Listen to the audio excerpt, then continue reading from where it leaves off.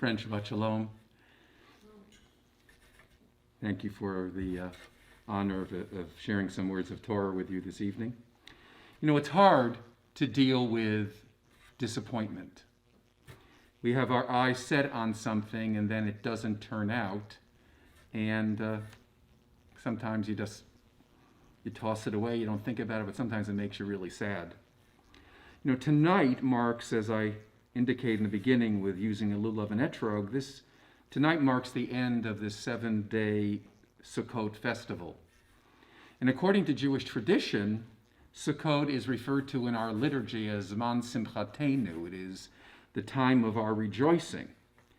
Now, we have this beautiful congregational sukkah that's out in the Krasny Garden. The entire purpose of the sukkah is for people to celebrate together in it, and over the years we've had some wonderful celebrations. Particularly last year was really a wonderful gathering. And because of COVID-19, we have not been able to do so. And it is very sad that that's the reality. It is very disappointing to me. But surely we have done the right thing by not dwelling in it for health reasons. But not all Jews accept that caution. The COVID-19 virus is coming back in a second wave, or some people say it never left, but we're not going to get into semantics. And this is clearly happening in New York State, where I come from. Governor Andrew Cuomo on Tuesday imposed tough new restrictions on parts of New York City and the northern suburbs of New York City that have been especially impacted by the COVID-19 virus. And these restrictions have been especially placed upon synagogues and other houses of worship. Many of these areas are where the Haredi Jews, the ultra-Orthodox Jews, live. Mayor de Blasio of New York has imposed his own restrictions. Now we have to understand the context of this. In the New York metropolitan area, there are at least 500,000 Haredi Jews, ultra-Orthodox Jews in this area. The new restrictions close schools, limit attendance at synagogue services, limit public religious gatherings. Protests by the Haredi Jews turned tense on Tuesday night as young men demonstrated in the streets of Borough Park, setting fire to a pile of facial masks. Jacob Kornbluh, a national Jewish reporter for the Jewish Insider, was in Borough Park, and he was attacked. This is what he said on Twitter. He said, "I was just brutally assaulted, hit in the head, and picked out by an angry crowd of hundreds of community members of the Borough Park protest while yelling at me Nazi and Hitler." And what was his crime?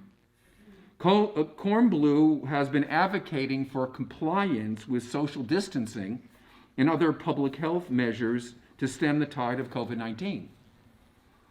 The behavior of the ultra-Orthodox community, and especially the vigilantes, is repugnant. There is no excuse for criminality, ever. And this community's flaunting of health regulations is quite problematic. And worse, and that's why I need to share it with you this evening, their position is contrary to Jewish tradition and Jewish law. Let me give the sukkah as an example. Jewish law mandates our absence from the sukkah during COVID-19. It mandates, it requires that we don't go into it. There is a general principle that we do not risk life to fulfill any positive mitzvah. As such, the obligation to use a sukkah does not apply if doing so would lead to the danger of illness. In other words, if there's a threat, the mitzvah, the commandment, is nullified. It doesn't exist. And anyone who tries to do the mitzvah is violating the mitzvah. I know you have to understand the important logic here. And a Polish commentator, referred to as the Rama, adds that a person who uses a sukkah where there is a concern for one's physical well-being has not fulfilled the mitzvah by doing so, even if they wish to. In other words, if someone wants to go in the sukkah and say, I don't care about COVID-19. I'm willing to take the risk. Even if they try to do that, they don't, according to Jewish tradition and Jewish law, they don't even get credit for it. This principle applies to all areas of Jewish tradition. If it's dangerous to you, you don't do it. And if the mitzvah is going to put you in harm's way, the mitzvah is null and void. Now, here is an interesting example where liberal Jews, where progressive Jews, are more adherent to Jewish law than the ultra-Orthodox. I signed with 450 other rabbis from all over the country a statement to support data-driven, life-saving measures to prevent the spread of COVID-19 in New York. And this list includes religious leaders from all major Jewish denominations, from the modern Orthodox world, the conservative Jewish world, the Reconstructionist, the Reform world, pretty broad spectrum of Jewish groups. And I wanted to share with you this document. It was publicized yesterday, and there was a news conference in New York discussing this. And I think it's a very important document, and I'm really proud that I was asked to sign it, and that I did sign it. And I will certainly share it with the congregation, but let me read it to you. It says, "We are rabbis and other Jewish religious leaders representing every movement of Judaism who stand in support of Governor Andrew Cuomo and Mayor Bill de Blasio for using data-driven, geographically based efforts to contain the spread of COVID-19. We condemn the lack of compliance with public health directives and recent violent reactions from some individuals within the Orthodox Jewish community to enforcement of these mandates. During the cholera epidemic in the 1840s, Rabbi Yisrael Salanter ate in synagogue on Yom Kippur to encourage his congregants to eat and protect their health. He did this because the highest value in Judaism is pikuach nefesh, the saving of human life. Judaism and Jewish texts are filled with vociferous debates and disagreements.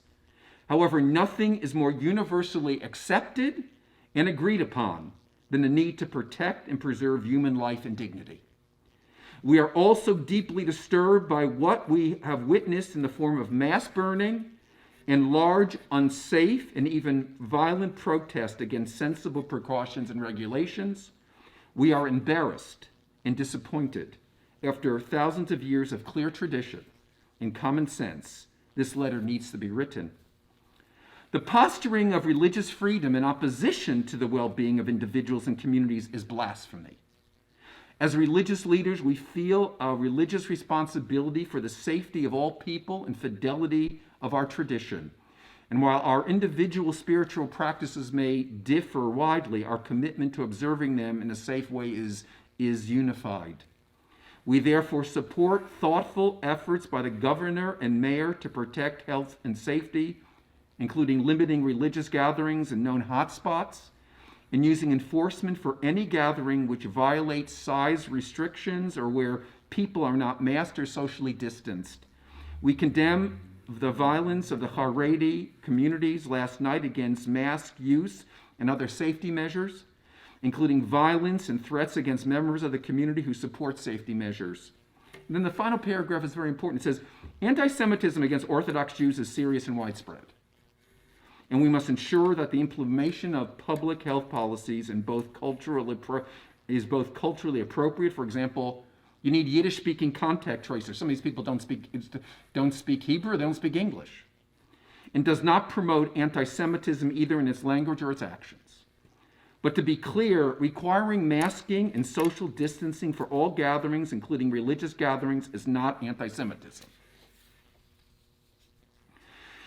Now, friends, this document was important to me, and it was urgent for me to sign it for three different reasons. First, these Jews are acting like hoodlums and are bringing disgrace to the Jews. No one has the right to break the law. There is a principle in Judaism, dina malchuta dina, the law of the land is law. We as Jews are obligated to be law-abiding citizens. Second, putting people at risk by unsafe behavior is forbidden in Jewish tradition, as I have stated. Judaism is a religion of reason. We embrace science, logic, and public health policies. These Jews are misrepresenting Judaism to all citizens, and that cannot be tolerated. Their behavior is bad for the Jews and our place in American society. Third, our protest against this behavior is a statement about what is happening in our own country. This past week, it has become quite obvious that the White House has been flaunting health-based protocols to protect people from COVID-19. I believe this policy is wrong, and I think it sets a horrible example for the rest of our nation that is struggling so desperately with this disease. We need to stand against any such behavior, and certainly we have to start with our own community. We can't criticize others until we deal with it within our own community. We certainly cannot tolerate irresponsible behavior of any public official, no matter how high in our government, who would lead people to behavior that could lead to sickness and death. Rabbis in this country must take a stand for public safety. This pandemic is not over. More than ever, Judaism must be a voice, as it always is, for appropriate behavior and citizenship that can allow us someday, God willing, to emerge from this global nightmare. We have to stand up for what is true in Judaism. We have to stand up for what is good for our country, what's good for our community. We need to set an example. That's the only way out of this horrible crisis. Shabbat Shalom.